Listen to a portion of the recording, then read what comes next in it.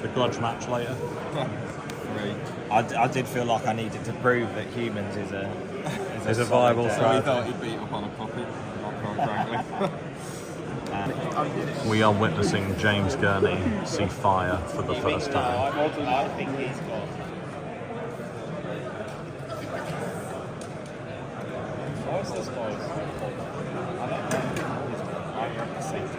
I might get another one just so I can take that out. Never put another. It's got holes in it. Started. So if I can just ask you all to make sure that you're giving us a moment of your attention.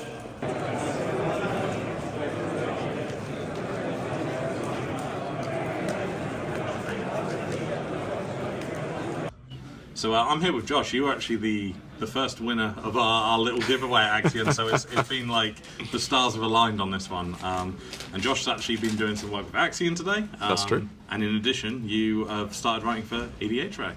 So it's from us being Commanders Templar previously, it's kind of amazing to find someone who's a Commander aficionado, so to speak. So how did you kind of get into the EDHREC scene? How have you, how long have you been playing Magic? Just a little about that's totally cool. So I started playing in Dragons of Tarkir. So I think we're, from a memory, maybe around like 2016, 17 kind of time. It's a little while ago. Yeah, a little before the big Commander boom, but lots of people playing it, obviously. I was playing bits of Standard from here and there, and then obviously, like everyone, a couple of years later, we're all stumbling on, what's this Commander thing? Yeah, for sure. And I always found that Commander is a really important format to a lot of people. It's where people can often be the most expressive.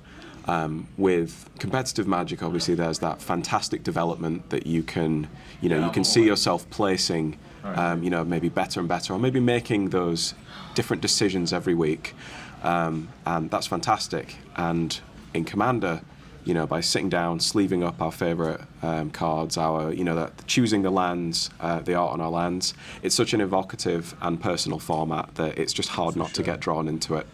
Yeah, I was super lucky because me and my friends we all got into Magic at the same time, 2019, 2020. Mm-hmm. We all bought Challenger decks, which was an odd choice, and it became a little frustrating having kind of 4 to 6 people just rotating around 1v1s. Mm-hmm. Heard about Commander, picked up 4 precons, sleeved them, said, come on, let's get pizza, let's see what this is about, and then never looked back. Within 2 weeks, everyone was making their own Commander decks, and it's a rabbit hole that goes very deep after that point, right? And then you're making God knows how many decks. I think I'm up to like 20 odd Commander decks now that are all it gets bad.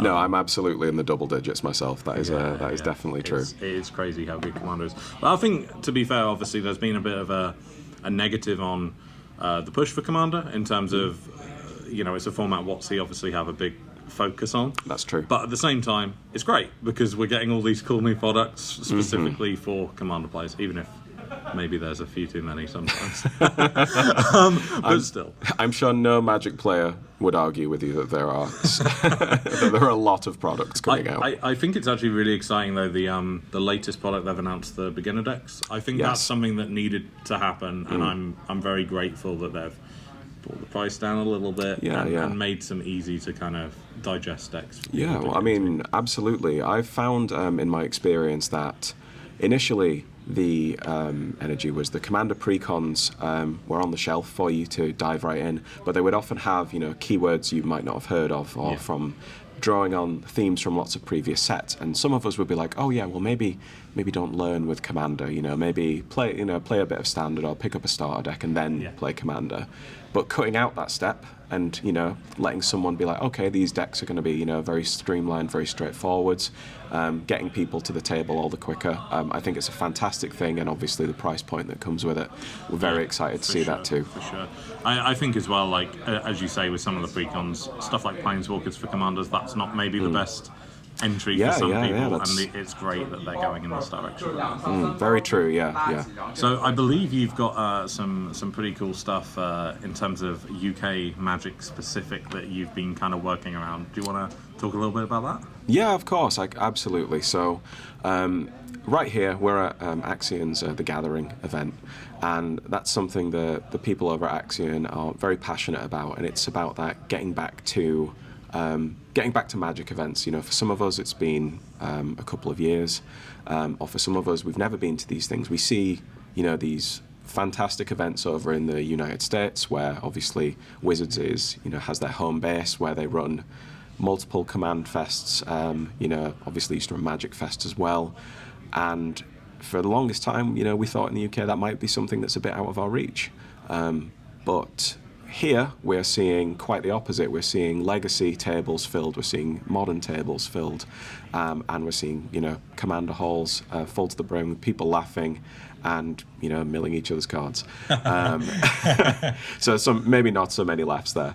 But yeah, what we're trying to do here, and it's something that I feel is a collective effort between, you know, the UK Magic, either teams, social media, like people like yourselves over at Templar, is we're trying to raise the profile of Magic the Gathering in the UK. Diversifying that content that you see out there, so you're getting articles from writers like myself, you're getting YouTube content from teams like yourself, and really seeing that, do you know what, maybe in the UK it's not like we have to aspire to be part of something the US is doing, it's that we just have to look around and see, do you know what, we've got all the pieces here, let's put it into play. I couldn't agree with any of that more, right? Like, it's so, I have to admit, I didn't know what to expect from the Gathering. When I heard it was in a cricket stadium, I was like, what? Yeah, that's been awesome, by the way. It's huge, and it's gorgeous scenery. Like, seeing the view onto the field is great, and it's been such a great weekend. Yeah. I really hope that this is the start of kind of pushing these kind of events back out, having more stuff in the UK. And I think as well, not the separation, but the whole situation with UK and the EU has hampered it a bit, because obviously travel used to be so much easier for everyone to hop around and go to these big GPs. Yeah. Now it's a little more problematic, it's a lot more expensive, so it's so reassuring to know that there are people in the UK trying to provide those kind of experiences still. So it's super exciting. And anyway, I'll let you go, because I know you have some events to go to. But thank you so much. And I apologise, I'm a terrible interviewer. I'm terrible at Magic, which is why I do the videos, and I'm terrible at videos too. But it was a pleasure, and thank you again for sitting down and having a chat. Not a problem. So if you need to find me anywhere, I'm at PrinceofBielTan on Twitter, and you'll be able to find my articles on EDH Rec as well. And as always, all of those details will be in the description. So head down there and give Josh a follow. All right, take care.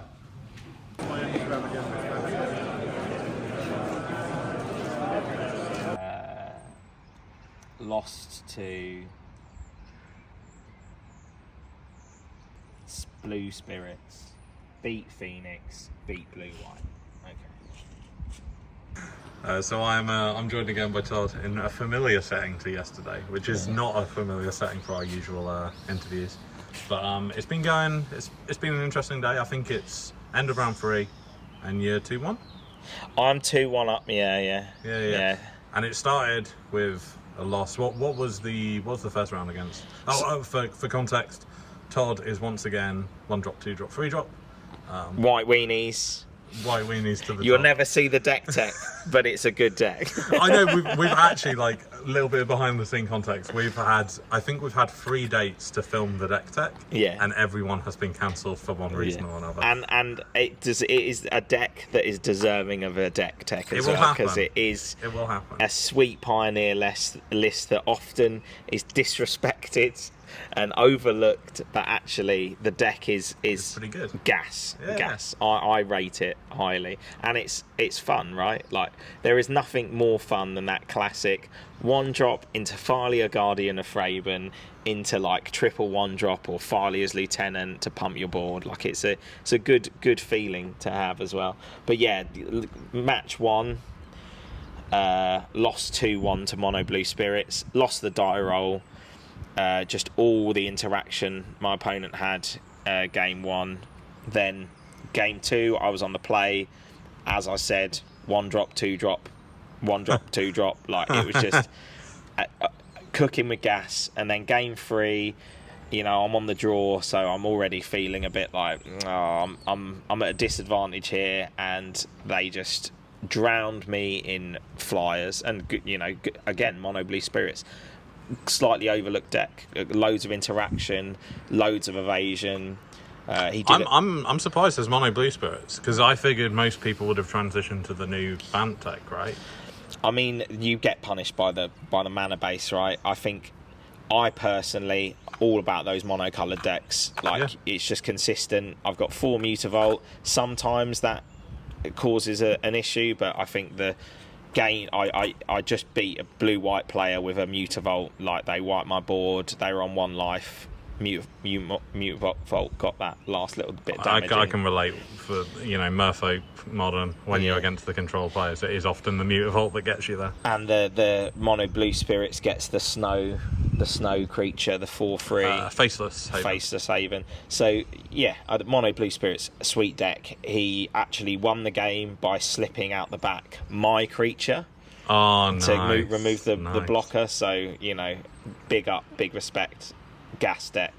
I think that's a die roll matchup. You know, it's so good as well with the Faceless Havens attacking and then tapping them to tap down creatures with the Shacklegeist. Yeah. I mean, sick. Sweet deck, definitely. All for that. Like, I'm not a huge Pioneer fan, though I'm beginning to play a lot of Pioneer for some reason. You know, we're at the GIGA Pioneer, so. But there's a few decks in Pioneer that really are like, oh yeah, I could get behind that. That's a fun deck. But then a lot of the format, we're round. The tournament started at 10. We're at round 3 is still happening, and it is 140. 140. So there's some Urian players. Still don't want to make any hot takes, but maybe that card deserves to be banned elsewhere than Modern. But yeah, so and then I've beaten Blue Red Phoenix and Blue White Control, and it 2-0 both of those felt pretty good. So, and I didn't win the die roll against Phoenix, but I won the die roll against Blue White, and that just felt the recursion from Extraction Specialist, or getting back a Selfless Spirit. You know, so good. Verdict so good. Me now. Yeah. Like, yeah, good fun today. Good fun. Good shit. Well, we'll probably catch up with you later in the day, but good luck in your next round. Thank you. Yeah, thank you for chatting.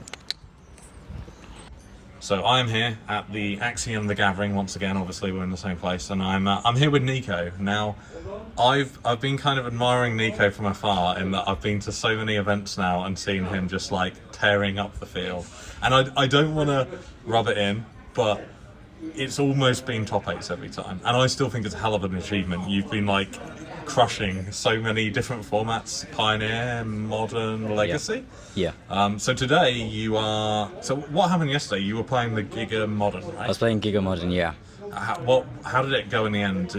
I went 5 and 3. 5 and 3. Okay. What were you playing yesterday? I was playing Domain Rhinos. So okay, yeah. 4 kind of 5-color Rhinos. Nice. So today you're playing Legacy. Yep.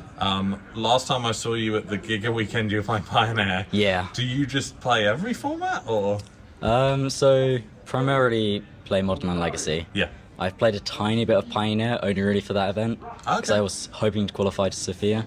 Okay. But other than that, just mainly Modern and Legacy, but I can play a little bit of Mono Green and Pioneer. Nice. That makes sense. So today you're playing Legacy. You're playing Delver? Yeah. Nice, and it's the event's pretty much over. It's just the top 8 now, and you've gone 5 and 2. Yeah. So it's looking really good for a placement in one of the top 8s. There's a crazy cool prize structure for these events, so there's like a lot of chances to get some cool stuff. How have you found the format of Legacy so far, and what were the two losses in there in terms of those rounds? What matchups have been difficult, basically? Yeah, so I really liked it, Legacy. I think it's a really fun format. Yeah. I like the range of decks. You have to prepare for so many different strategies and be so knowledgeable of the format. Yeah, for sure. I lost round 1 to 8cast. Okay. Which is quite a tough matchup, but felt bad to lose round 1. Yeah. It's a testament to your fortitude, though, right? By the fact that you round one it always feels bad, but you came back and I think you were 5-1, right? I was 5-1. So yeah. like that's amazing to like fight through it. What was the other one you just played? 4-color control. I had lost on a mulligan to 4, so that always feels bad. When you have to mulligan that hard, it's always going to be a tough hill to climb for sure. So I hate to lean on the stereotype. Obviously, you're definitely a younger Magic player. Yeah. How did you get into Magic, and what's kind of spurned your love for the game? So it's just a free starter deck from our store. Nice. My dad came home one day with them. Yeah. And I learned to play. About a year later, I discovered they host events like in our LGS. Okay. So I went down there, played a little bit of Standard. Yep. And then COVID happened. Yep. Over COVID, when Arena got released for Mac, I started playing loads.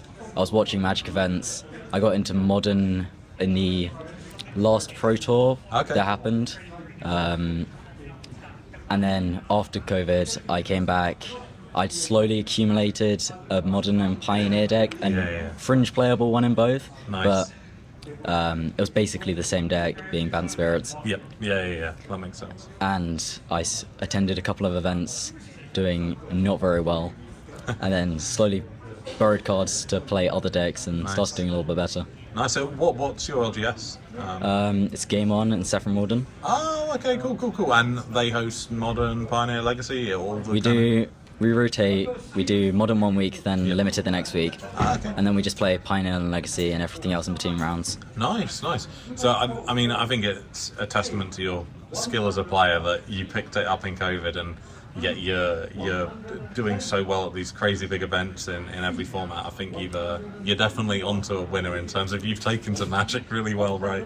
And I think, soon enough that top spot's going to come, like you just got to keep knocking on the door, and eventually it's going to get there. Have you got any other events kind of lined up in the next little while? I know I don't think there's any other big Axion ones planned right now, is there?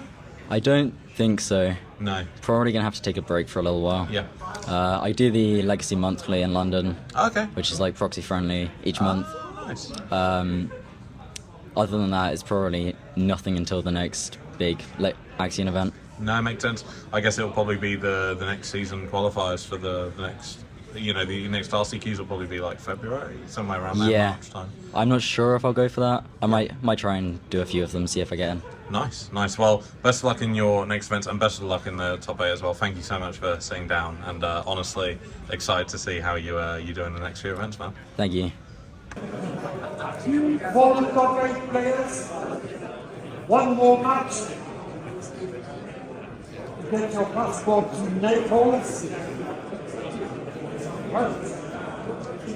The top 8 players in Jordan, Swiss, in first place, 21 points, Rocco Rondinella.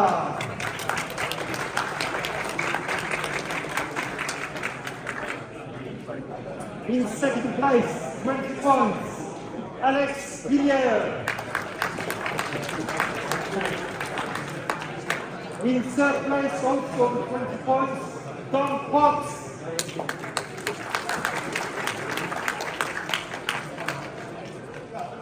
In fourth place, on 19 points, Callum Laird.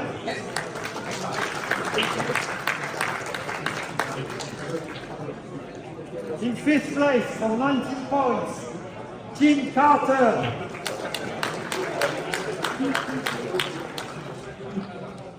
In sixth place, on 19 points, Marie-Lou Méjonard.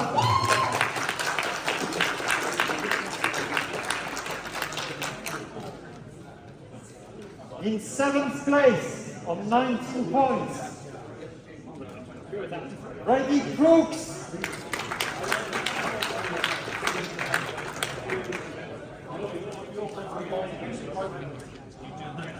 Eighth place, only one player can make it, and that player is Ben Jones, 19 points.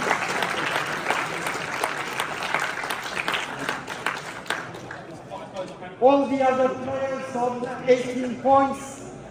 It was a clean cut, by the way. All the players on 18 points can come and collect their votes towards the end of the room over there. Thank you very much to everybody who came, and good luck to the top 8 players. Top 8 players here, please. Crunch time. Thank you, everyone.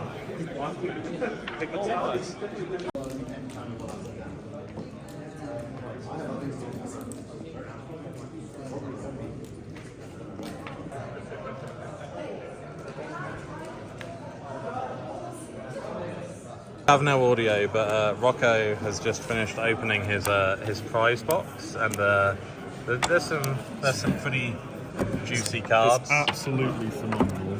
Oh, yeah, for sure. What did you get, James?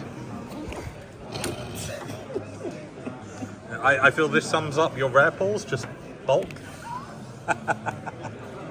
So I'm here with Dom, straight up. I have basically accosted him as soon as he's finished his game and just been like, microphone.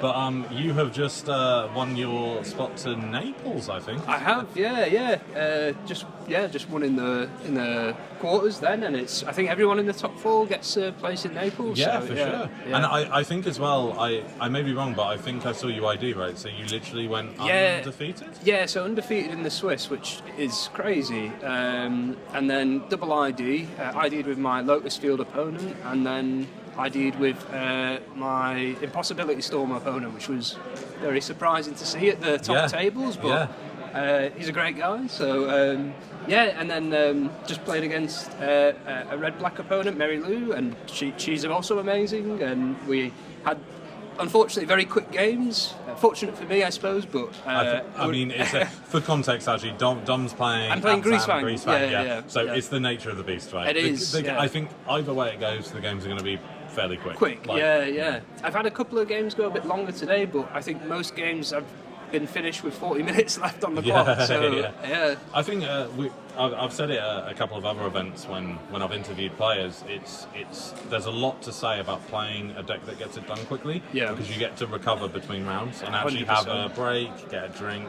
Because if you're playing kind of, Yori on control or whatever, you're there till the timer every single round, and it has a toll on you. 100%. And somebody passed the comment, one of the players, and they were like, "Oh, I was thinking about playing Greasefang, but the deck kind of plays itself. I kind of don't like that," and that's totally fair. But I think for a long form tournament, that's what I want. I want a deck that plays itself. 100%. At the last Axion Mega event, the Mega Modern, one player was on 4-color control, I think, and the other was on Rhinos. Right. And both of them looked exhausted, but you could tell the 4-color player had just... It was so mentally taxing, whereas Rhinos, it's more just kind of cascade, a bit more linear, do the thing, So I think there's a lot to say about that, and I think it's a great choice of deck. I was very surprised. It might be my ignorance, but walking around, I didn't see that much Greasefang, which surprised me. 100%. Like I was kind of expecting it, and I actually got paired against the mirror round 1, and it's the only time I saw it all day. And unfortunately, the guy just had a slower draw than I did. I think I mulled to 4 in the first game, just looking for that fast start. Just managed to get there. What were the other 5 games then? So I've actually written it down. So nice. So let me recall. So keep notes. Yeah, I love that. That's something I need to get into the habit of doing when I actually play events. Recently I started getting involved in Magic Twitter and stuff, and only recently, and everybody reports their tournaments and stuff, and so I got in the habit of doing that. Round 1, Abzan Greasefang, 2-0. Round 2, Mono Green, which was against Will Hall, from the Will Hall Expo. Great guy as well. I've had some amazing opponents this weekend, honestly. Red-Black Mid-Range, then Blue-White Yori on Control, Blue-Red Phoenix, and then Red-White Artifact Beatdown, playing Bowmat Courier, all that glitters. Wow. It's a guy called Kieran. Apparently, he's known on Magic Online. Okay. I don't play Modo, so also a great guy as well. So So is in terms of kind of your Magic background, so to speak, is Pioneer your main format, or do you dabble in others? Pioneer and Modern, I switch between. Unfortunately, all of my friends love to rat on Pioneer. They hate Pioneer. It's the format I've seen the most success with. Like I dated a GP with Pioneer, and obviously this today. Yeah. And I mean, maybe it's the choice of deck, but I think the format's great. I think it's really good. So I am one of those guilty of definitely shitting on Pioneer quite a lot. Yeah. But having now covered it more, I still don't particularly play format. I do have Spirits for if someone wants a game. Yeah. I'm mainly Modern. I love Modern. But in terms of covering the format, and we've hosted live events where I've done coverage, it's surprisingly more powerful a format than I thought. 100%. So I kind of figured, it's toned down Modern, but it's almost just quick. And I think my main, one of our team members actually has a great take on Pioneer, is that the only issue with it at the moment is that there's too many threats and not enough answers. So it just means that the format's kind of on rails a little bit, like with Guisfang, with Mono Green particularly. You kind of do the thing, and there's less of an answer, whereas in Modern there's loads of answers and less threats. So the answers are fantastic in Modern. My biggest gripe with Pioneer, if I was to say there was one, is exactly what you said. It is a bit of a drag race format, so to speak, but I think the bigger issue is that more than any other format that I've ever played, right now Pioneer is so play-draw dependent. So play-draw dependent. And I think today's evidence that. I won a lot of die rolls today, and that helped a hell of a lot today. I just think if there's anything I could fix about Pioneer is to make it less of a play-draw format. 100%. Because there is such a huge swing. It's Magic, right? Every format has some play-draw dependency. But I think Pioneer is just on another level. That's a fair comment. I think it's a great fun. I'll always have a bit of disdain for it because I only started Magic in 2019, 2020. Okay, and I bought into Modern. And then 1 week after I'd bought my burn deck, I'd finally put the money in, they announced Pioneer. And I was like, I could have done this cheaper and got into a competitive, because Standard had already kind of died at that point. So I wanted a format I could play every week at my LGS. And Modern and Pioneer are still pretty equally popular in my local area. So I do think I'll dip my toe a little bit more. But I'll probably wait for a ban. Maybe I think it'll be Mono Green. Realistically, I think there'll be some sort of shake-up, and I think the format would be better for a shake-up personally. But I'm also enjoying playing it as it is right now. But I what people are saying, I think, is very valid. I do think the format needs a bit of a shake-up, but it'd be great for you to dip your toes and play some Pioneer. Sure. So are you travelling back tonight? Have you got far to go? So I'm going to. I'm from Lancaster originally, but there's no more trains back to Lancaster, so I'm going to stay with my parents in Stockport. No. So I just rang them on the phone. I was like, "Can I come stay a night?" I mean, it's worth missing the train for a ride. No, exactly. Yeah, it's been great. So. And I guess to finish the interview, I'll ask a question I personally find quite hilarious. Are you looking forward to playing Standard in Naples? Do you play Standard, or I've not played Standard since Golo's Field of the Dead was a thing, and that made me quit the format. I guess I'm gonna play some Standard. I can't say I'm looking forward to it, but I'm looking forward to the trip. I think that's a big. I'm going to be going to Naples for coverage. Awesome! Just to get coverage, but I cannot believe they've done Standard. Naples. It's not to talk down about it at all, but the prospect of, with the two RCQs, going on holiday to Sofia versus going on holiday to Naples. Naples seems a bit more appealing, right? The Italy coast sounds great. So I'm going on the holiday side of things, but I can't believe they've put gonna cover some Standard as the format. It's I don't know. I've got zero knowledge of Standard right now. I don't know what's good. I don't even know what sets are in Standard. So I haven't played at all since they did the recent ban of Meat Hook Massacre. Oh, they banned Meat Hook, Prior to that, my limited experience on MTGA was everything is just a flavour of Yeah. black. Like Yeah, every yeah. deck was. Liliana's made black a prominent colour in standard, right? So Surprising, yeah. I don't know. We'll Yeah. see how it goes, and congratulations again. Oh, Massive thank you. achievement. Yeah. And, Oh, you appreciate have it. absolutely smashed it. Oh, cheers. Thank Cheers, you. man. Necropode and Doomsday, taint the pack till for days get rock, dag more, Ulamaka cars. Ristic study, pay the one, smothering tide, now we're done, feed the fish and pay the four, what a fucking bore.